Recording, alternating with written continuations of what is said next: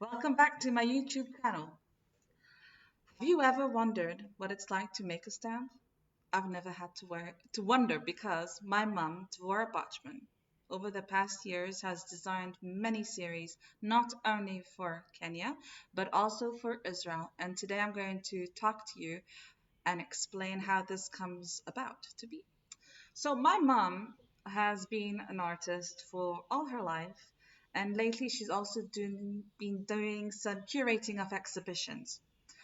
Whilst we were living in Kenya, she did the designs of various murals for the Goethe Institute and for the UN building, and did some backdrops for plays for the National Theatre, and very many exhibitions. So it wasn't much of a surprise that she got to be quite well known during that time.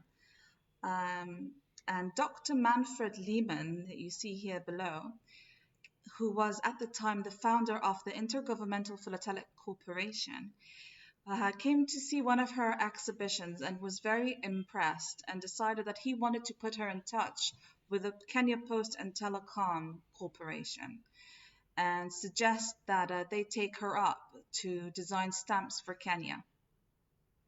When my mom first heard of this, she wasn't too excited about this because she was so used to doing very large scale art, very vast murals, and the idea of preparing and designing stamps that for such minuscule, tiny art that need to be seen through a magnifying glass didn't seem that tempting to her.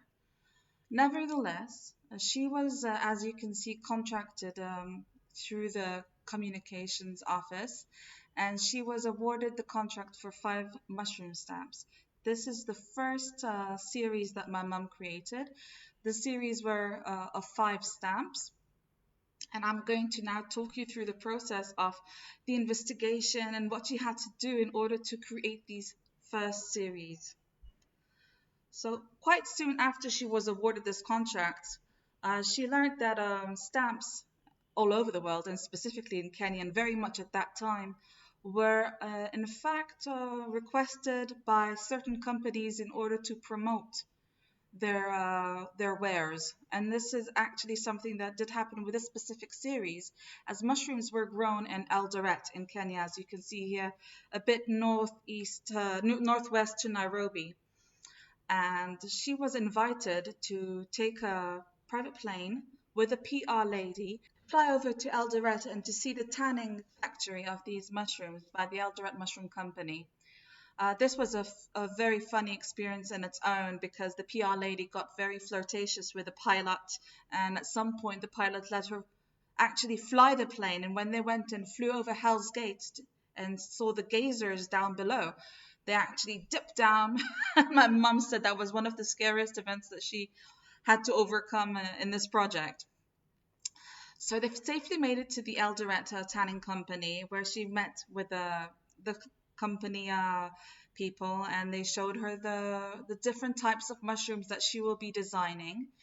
Um, she took various photographs in order to see the different angles, the colorings, and so on and so forth, in order to know exactly what to draw.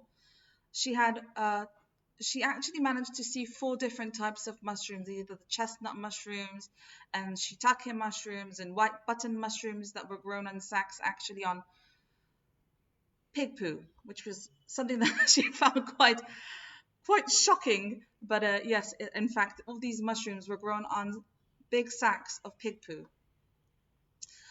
But the 5th stamp that she had to design was actually not grown in the factories and was a seasonal mushroom. It's called the termite mushrooms, and it grows on termite mounds and ant hills, and was very difficult to get hold of. Now, it was very difficult for her to come to see this mushroom when it wasn't about, and she had a very tight time frame in order to make these stamps.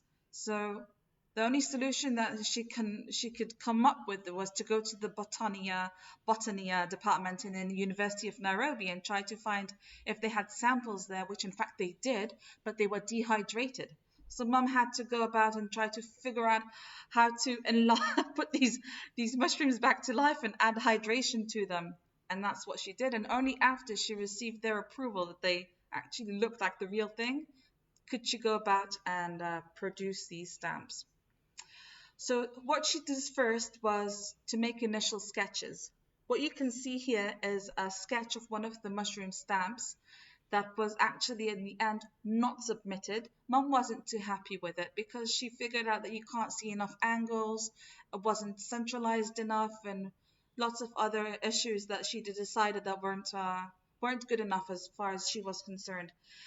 But what I'm going to show you now is the actual sketches that were finally submitted of the stamps, of the 5 stamps. These are the oyster mushrooms, the chestnut mushrooms, oh, the white button mushrooms, and finally the illustrious termite mushroom. So this is the end of this episode. It's part 1. Part 2, we'll talk about the printing, the process, and what happened after the stamps came out. And of course, I'll show you the stamps. So don't forget to subscribe and hit the notification button. I hope you liked this episode and see you soon.